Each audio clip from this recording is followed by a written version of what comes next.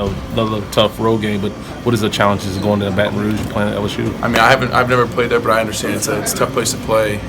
They're playing well. It's another hard game for us. End of the season, playing teams like this is good for us, especially going to the conference tournament, get a little bit of momentum going into it. But it is a challenge. You have a bunch of guys that can play, a bunch of guys that rebound the ball well. They're bigger, a little bit bigger with their guards. So it's just a big time matchup for us and for our guards to be able to step up and play. Nate, is there a wearing effect? You guys have had so many possession by possession down to the wire games. I wonder if is it a good thing in terms of practice makes perfect, or is it a wearing thing where? I think it's a practice makes perfect kind of thing. We're built for it. We're in good enough shape to finish games out. Guys are in good enough shape to make free throws. Manuel Quickly's obviously who he is from the free throw line. Nick is who he is.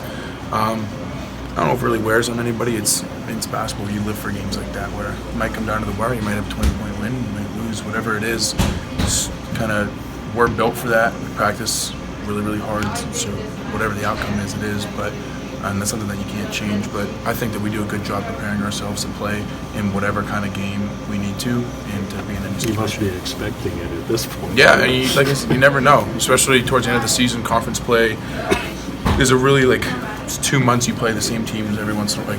Play the same teams twice. You might just play them once, and it's just for us. We have been in this situation before. We know what it's like to play up. We know what it's like to play down, or to kind of keep that lead or try to get a lead.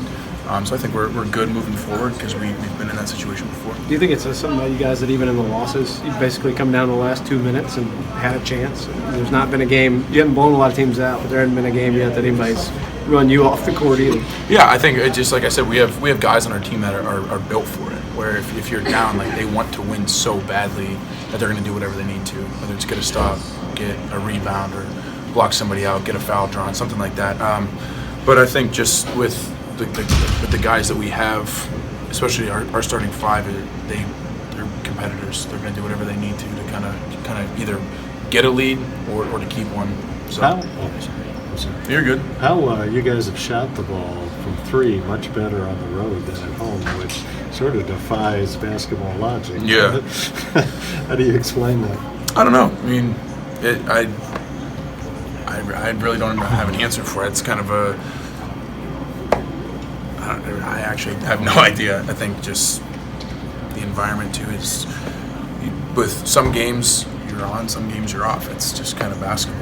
Just coincidental. Yeah, you might not have a good shooting game. The next game you might make every one. So what do you think of Rupp's shooting background? The basket's kind of out there on an island by itself, right, with nothing to kind of give you perspective.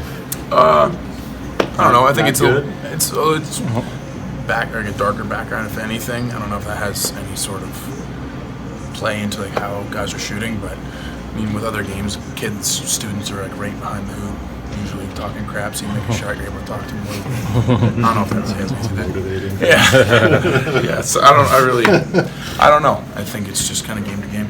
What have you been doing for yourself to kind of get yourself back to where you were early in the season? I know you had some injuries and some different things going on, but just talk about what have you been working on to try to get yourself back to the Nate Sestina that people know you are.